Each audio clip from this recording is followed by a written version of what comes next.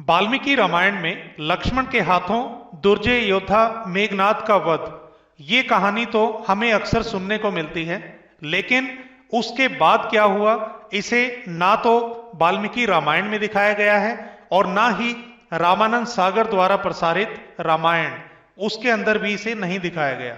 आज हम आपको बताएंगे कि मेघनाद की मृत्यु के बाद क्या हुआ। नमस्कार दोस्तों, धर्म संस्कृति चैनल की इस खास पेशकश में मैं सुमित शर्मा आप सबका स्वागत करता हूं।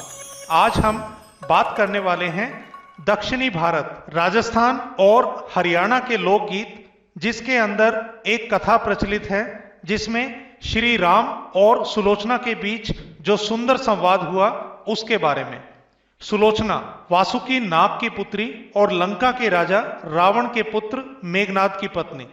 जब मेघनाद का वध करने की प्रतिज्ञा लेकर लक्ष्मण युद्ध भूमि में जाने के लिए अग्रसर हुए, तब श्री राम उनसे कहते हैं, हे लक्ष्मण, रण में जाकर तुम अपनी वीरता और रण कौशल से रावण पुत्र मेघनाद का वध कर दोगे, इसमें मुझे तनिक भी शंका नहीं।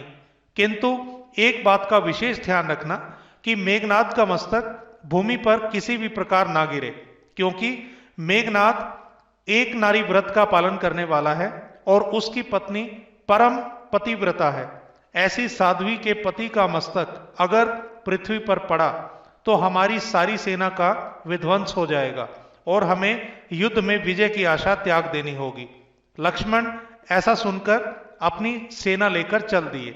समर भूमि में उन्होंने वैसा ही किया। युद्ध में अपने बाणों से उन्होंने मेघनाद का मस्तक काट दिया, पर उसे धरा पर नहीं गिरने दिया। हनुमान उस मस्तक को रघुनंदन के पास लेकर आ गए। मेघनाद की दाहिनी भुजा आकाश में उड़ती हुई अपनी पत्नी सुलोचना के पास जाकर गिरी। सुलोचना चकित रह गई। दूसरे ही क्षण अत्यंत दुख से कातर होकर विलाप करने लगी, पर उसने भुजा को स्पर्श नहीं किया। उसने सोचा कि संभव है कि यह भुजा किसी और व्यक्ति की हो। ऐसी दशा में पर पुरुष के स्पर्श का दोष मुझे लगेगा। निर्णय करने के लिए उसने भुजा से ही कहा कि तू ही बता, तू कौन है? यदि तू मेरे स्वामी की भुजा है तो मेरे पतिव्रत की शक्ति से युद्ध का सारा वृतांत लिख डाल। भुजा के हाथ में दासी ने एक लेखनी पकड़ा दी। लेखनी ने लिख दिया कि हे प्राण प्रिय, यह भुजा मेरी ही है। युद्ध भूमि में श्री राम के भाई लक्ष्मण से मेरा युद्ध हुआ। लक्ष्मण ने कई वर्षों से पत्नी, अन्न और निद्रा को छोड़ दिया है।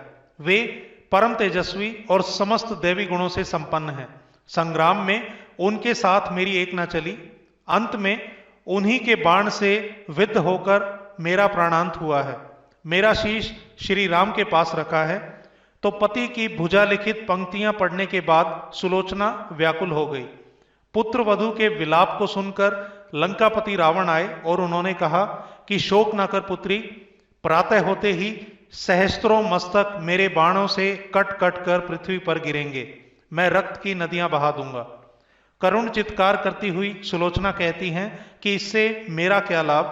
सहस्त्रों नहीं, करोड़ों शीश भी मेरे स्वामी के शीश के आगे उसकी अभाव की पूर्ति नहीं कर सकते।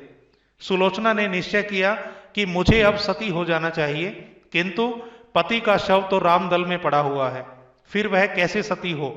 जब अपने ससुर रावण से उन्होंने अपना अभिप्राय कहा तो रावण ने कहा कि हे देवी, तुम स्वयं ही रामदल में जाकर अपने पति का शव प्राप्त करो। जिस समाज में बाल ब्रह्मचारी हनुमान, परम जितेंद्रिय लक्ष्मण और एक पत्नीव्रती भगवान श्री राम विद्यमान हैं, उस समाज में तुम्हें डर कैसा? मुझे विश्वास है कि इन स्तुत्य महापुरुषों के द्वारा तुम निराश नहीं लौटोगी।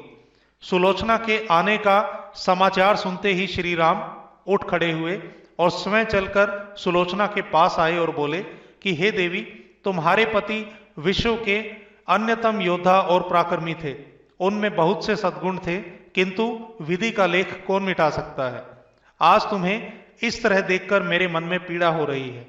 सुलोचना भगवान की स्तुति करने लगी, किंतु उनकी बात को काटते हुए श्री राम ही बोले कि हे देवी, मुझे लज्जित ना करो। पतिव्रता की महिमा अपार है, उसकी शक्ति की तुलना नहीं। मैं जानता हूं कि तुम परम सती हो। तुम्हारे सतीत्व से तो विश्व भी थर्राता है। आप यहां स्वयं चलकर आए तो तो मुझे बताएं कि मैं आपकी कैसे सहायता कर सकता हूं।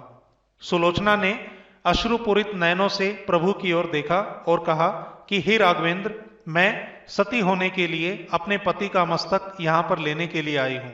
श्री राम ने शीघ्र ही ससम्मान मेघनाद का शीश उन्हें लौटा दिया और जब वो चलने लगी तो अपने पति का छिन्न शीश देखकर सुलोचना का हृदय अति द्रवित हो उठा और उनकी आंखों से अश्रु बहने लगे।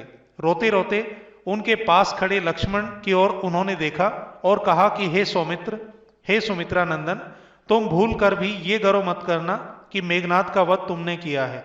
मेघनाद को धराशायी करने की शक्ति विश्व में किसी के पास नहीं है। ये तो दो पतिव्रता नारियों का भाग्य था। आपकी पत्नी भी पतिव्रता है और मैं भी पति चरणों में अनुरक्ति रखने वाली उनकी अनन्य उपासिका। पर मेरे पति देव एक पतिव्रता नारी का अपहरण करने वाले दशानन रावण का अन्न खाते थे और उन्हीं के लिए युद्ध में उतरे थे और इसी कारण उन्हें परलोक सिधारना पड़ा। सभी योद्धा सुलोचना को राम शिविर में देखकर काफी आश्चर्यचकित थे। वे ये नहीं समझ पा रहे थे कि आखिर सुलोचना को कैसे पता चला कि उनके पति का शीश भगवान श्री राम के शिविर में है। जिज्ञासा शांत करने के लिए सुग्रीव ने ही पूछ लिया कि आप ये बताइए कि आपको ये कैसे ज्ञात हुआ कि मेघनाद का शीश यहां प्रभु श्री राम के शिविर में है। सुलोचना ने स्पष्टता से बताया कि मेरे पति की भुजा युद्ध भूमि में उड़ती हुई मेरे पास आई और उसी ने लिखकर मुझे बताया। इस बात से सभी वानर अट्टहास करने लगे और व्यंग भरे शब्दों में सुग्रीव बोल उठे कि निष्प्राण भुजा यदि लिख सकती है फिर तो ये कटा हुआ सिर भी हंस सकता है। श्री राम ने कहा कि व्यर्थ की बातें मत करो मित्र, पतिव्रता के महात्म्य को तुम नहीं समझ सकते। यदि वह चाहे तो ये कटा हुआ शीश भी हंस सकता है। महान पतिव्रता स्त्री श्री राम की मुख कृति को देखकर सुलोचना उनके भावों को समझ गई और उसने कहा कि यदि मैंने मन, वचन और कर्म से पति को देवता माना है तो मेरे पति का ये निर्जीव मस्तक हंस उठे। सुलोचना की बात अभी पूरी ही नहीं हुई थी कि कटा हुआ मस्तक जोर से अट्टहास करने लगा। यह देखकर सभी दंग रह गए और सभी ने उस पतिव्रता सुलोचना को प्रणाम किया और सभी उसकी महिमा से परिचित हो गए थे। चलते समय सुलोचना ने श्री राम से विनती की कि हे भगवान, आज मेरे पति की अंत्येष्टि क्रिया है और मैं उनकी सहचरी उनसे मिलने जा रही हूं। अतः आज का युद्ध अगर आप विराम कर दें तो आपकी बड़ी असीम अनुकंपा होगी।